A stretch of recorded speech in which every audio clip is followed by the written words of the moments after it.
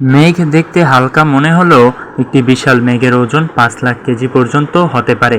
কিন্তু প্রশ্ন হলো, এত ভারী জিনিস আকাশ থেকে পড়ে যায় না কেন? আসল রহস্য লুকিয়ে আছে মেঘের ভেতরে।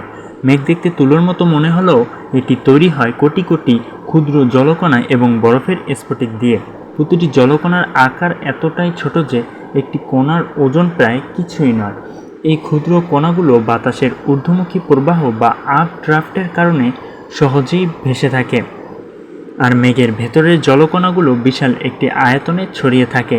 তাই পুরো মেঘের মোট ওজন অনেক বেশি হলেও সেই ওজন একটি ছোট জায়গা নয়, বরং বিশাল এলাকা জুড়ে ছড়িয়ে থাকে। কিন্তু যখন কণাগুলো একে অপরের সঙ্গে মিলিত হয়ে বড় বড় ফোঁটা তৈরি করে, তখন বাতাস আর সেগুলোকে ধরে রাখতে পারে না। তখনই শুরু হয় বৃষ্টি।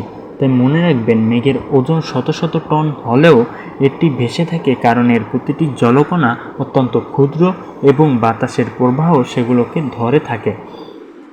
প্রকৃতির এই বিস্ময়কর বিজ্ঞান সত্যিই অবাক করার মতো।